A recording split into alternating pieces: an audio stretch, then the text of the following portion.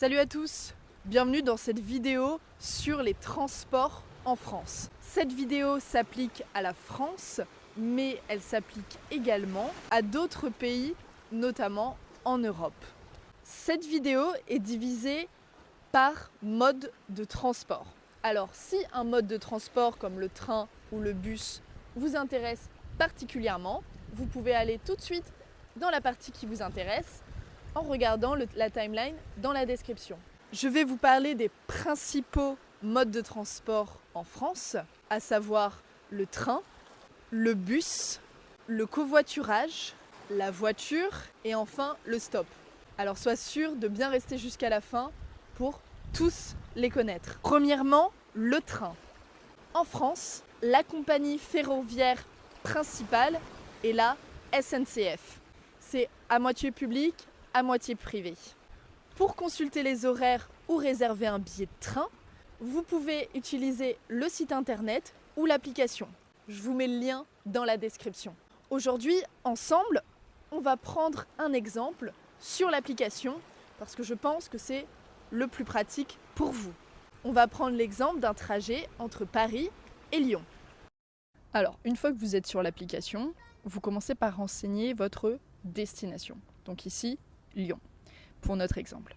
Ensuite, vous mettez votre lieu de départ, donc ici, Paris. Ensuite, vous pouvez choisir la date à laquelle vous pouvez partir, donc bien sûr, le plus tôt, le mieux. Dans notre exemple, on part le 22 août, et on peut aussi choisir l'horaire, donc ici, 14h.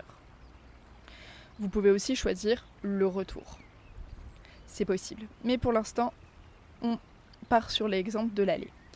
Ensuite, il va falloir que vous mettiez vos informations personnelles comme votre âge, parce que vous pouvez notamment avoir des offres si vous êtes jeune. Ensuite, donc, s'affichent tous les résultats par jour. Vous pouvez aussi mettre des options comme des trajets directs ou choisir des escales, etc.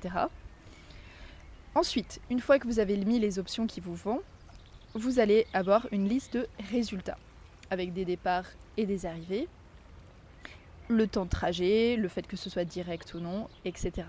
Et surtout, le prix. Donc, une fois que vous avez trouvé un trajet qui vous plaît, eh bien vous cliquez dessus et là vous allez avoir plusieurs options qui s'offrent à vous. Nous, on va prendre le Ouigo essentiel à 29 € pour que ce soit plus économique. Attention, à chaque fois que vous voudrez des options avec Ouigo, il faudra payer en plus. Donc par exemple, si vous voulez amener un grand bagage, eh bien, il faudra payer. Pareil, si vous voulez prendre un vélo que vous allez plier et mettre dans un bagage, ce sera une option en plus. Donc nous, on reste sans option, donc on reste à 29 €. Vous avez remarqué, on ne part pas de Paris Centre, on part de Marne-la-Vallée. Donc ça veut dire qu'il faudra prendre un RER pour y aller là-bas. Mais du coup, c'est moins cher. Ensuite, donc là, on voit le récapitulatif, mais il faut encore rentrer nos informations personnelles comme notre genre, notre nom, prénom et notre date de naissance. Attention, il faut que ces informations soient les bonnes parce qu'on peut vous demander votre carte d'identité. Donc ensuite, who is booking the ticket, c'est vous-même. Donc là, à nouveau, il va falloir rajouter des informations comme l'adresse mail et vous pouvez aussi mettre un numéro de téléphone. L'adresse mail, c'est vraiment important parce que c'est sur cette adresse qu'on va vous envoyer le ticket. Ensuite, il va falloir payer, donc vous pouvez passer par Apple Pay ou par une carte bancaire. Ensuite, vous acceptez les conditions et puis c'est tout bon. Attention, le train en France a tendance à être cher. Pour payer moins cher, je vous conseille de réserver bien sûr à l'avance ou de chercher les trains Ouigo. Ouigo, c'est une compagnie moins chère, low cost de train en France. Elle s'affiche sur l'application OuiSNCF. Mais si vous voulez être sûr d'avoir un train Ouigo, vous pouvez aussi télécharger leur application. Une autre compagnie existe également en France, c'est la compagnie Trenitalia. Vous pouvez aussi chercher sur leur site, peut-être qu'ils proposeront des prix et des trajets qui pourront vous intéresser. Pause! N'oublie pas de t'abonner à ma chaîne et de bien cliquer sur la petite cloche pour ne pas louper mes prochaines vidéos. Merci à toi! Bien sûr, il existe aussi les bus. Vous avez les bus de ville, des bus qui desservent une ville ou la métropole d'une ville. C'est-à-dire une ville et ses banlieues, voire les petits villages autour de la ville. Je vais vous parler des bus qui connecte les villes entre elles, et notamment les villes d'Europe. Actuellement, il existe 2 entreprises principales qui se divisent le marché, Flixbus et Blablabus. Je vais d'abord vous parler de Flixbus, puis je vous parlerai de Blablabus parce qu'il gère aussi le covoiturage. Mais je reviendrai là-dessus juste après. Revenons à Flixbus. Pour réserver un billet ou consulter les horaires d'un Flixbus, c'est la même chose que pour le train tout à l'heure. Vous avez le site internet ou l'application. Passons maintenant au covoiturage. Attention, ce n'est pas un taxi, un Uber ou un Snap, non. Par exemple, une personne part d'un point A jusqu'à un point B et a de la place dans sa voiture, il peut vendre cette place sur le site de Blablacar.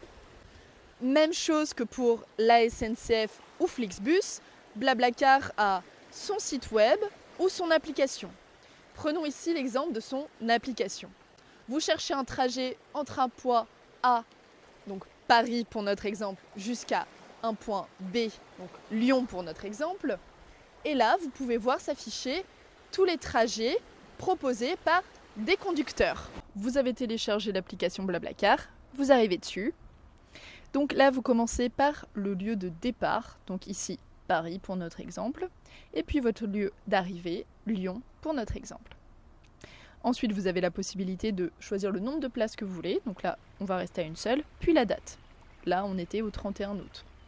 Ensuite, vous arrivez donc sur une liste de résultats où vous avez les covoiturages et les bus. Nous, on va aller sur l'onglet covoiturage et là, on voit une liste de tous les conducteurs qui proposent des trajets pour cet itinéraire. Attention, ils ne viennent pas toujours de Paris-Centre jusqu'à Lyon-Centre. Donc, on regarde, on voit un trajet qui nous intéresse, on clique dessus. Mais pour être sûr qu'il part bien du bon endroit, donc on va cliquer sur le lieu de départ pour vérifier que ça nous convient bien. Donc là, on arrive sur la carte, on zoome, et effectivement, ce trajet, il part du centre de Paris, donc c'est tout bon, ce sera accessible en métro. Donc c'est tout bon. On peut aussi voir les options du trajet, par exemple si c'est fumeur, non fumeur, voilà, c'est ce type d'options. Ensuite, vous pourrez vous connecter soit par Facebook, Google ou avec votre adresse mail. Et une fois que vous vous êtes identifié, vous pouvez rentrer votre adresse mail, par exemple, parce que c'est notamment sur votre adresse que vous recevrez votre ticket. Donc, une fois que ça c'est bon, vous pourrez ensuite valider. Sur cette application, vous avez aussi la possibilité de réserver les Blablabus. Donc ça, ce sont des bus de la même compagnie. Comme vous pouvez voir, sur Blablabus ou sur Flixbus, c'est le même principe. Et d'ailleurs, je vous conseille vivement, lorsque vous cherchez un trajet, de comparer les 2 sites pour choisir le trajet qui vous convient le mieux, le moins cher et le plus pratique pour vous. Si vous souhaitez que je fasse une vidéo plus approfondie sur le covoiturage, n'hésitez pas à me le dire dans les commentaires. Maintenant, parlons de la voiture personnelle. En France, vous avez la possibilité de louer une voiture. D'ailleurs, si vous voulez une vidéo là-dessus, je peux en faire une également, donc n'hésitez pas à me le dire. Mais partons du principe que vous avez une voiture. Première chose à savoir, c'est que l'essence en France est très chère. En moyenne, 2 € par litre. Première chose à ne pas faire, c'est prendre de l'essence sur l'autoroute. Faites bien attention au prix de l'essence.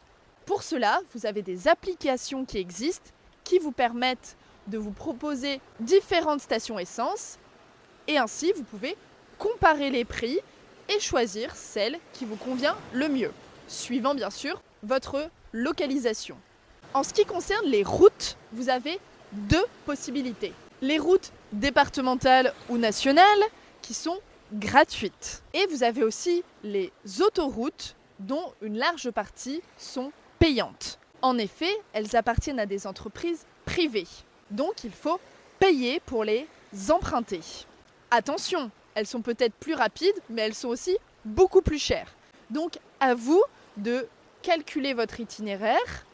Pour estimer votre trajet, vous pouvez utiliser l'application Waze ou Google Maps qui vous permettra de estimer le coût de votre trajet si vous prenez l'autoroute ou pas. Encore une fois, si vous voulez une vidéo là-dessus, n'hésitez pas à me le dire. Si une vidéo sur les voitures en France vous intéresse plus, par exemple les normes à connaître, tout ce qui est caméra, police, etc. N'hésitez pas à me le dire dans les commentaires et je vous ferai une vidéo. Un petit mot maintenant sur le stop, ou plus connu en anglais comme hitchhiking. Alors, ce n'est pas forcément conseillé à tout le monde. C'est un mode de transport où en fait on va se mettre sur le bord de la route dans un endroit sécurisé où les voitures peuvent s'arrêter et en levant le pouce, on fait signe aux voitures qu'on aimerait partager la route avec eux. On aimerait qu'ils nous emmènent de ce point A jusqu'à notre destination. Je vous conseille de ne pas le faire seul et de le faire en plein jour dans des endroits sécurisés. C'est un mode de transport merveilleux pour faire des rencontres, mais il faut avoir le temps devant soi parce que bien sûr, on n'est pas sûr d'arriver à l'heure à notre destination. Et bien sûr, l'avantage, c'est que c'est gratuit. On a déjà fait pas mal de voyages en stop et on va en refaire. Alors si ça t'intéresse d'en savoir plus, dis-le moi et comme ça, nous, on filmera l'aventure et tu pourras la suivre avec nous et en savoir plus sur la pratique du stop. Un petit mot maintenant sur l'avion. Alors, on ne vous le conseille pas pour des raisons écologiques surtout, parce que même si c'est parfois plus économique, il faut faire attention à son mode de transport et c'est pour ça qu'on a tendance plus à vous conseiller le train bien sûr ou le covoiturage. Bien sûr, le meilleur mode de transport, le moins polluant, c'est le vélo. La pratique du vélo est très développée en France. J'en parle pas dans cette vidéo. Je ferai une vidéo spécialement sur le vélo plus tard. Donc voilà, un petit aperçu général des différents modes de transport en France.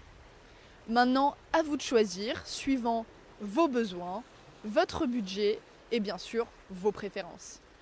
J'espère que cette vidéo vous a plu. N'hésitez pas à vous abonner. Ciao, à la prochaine.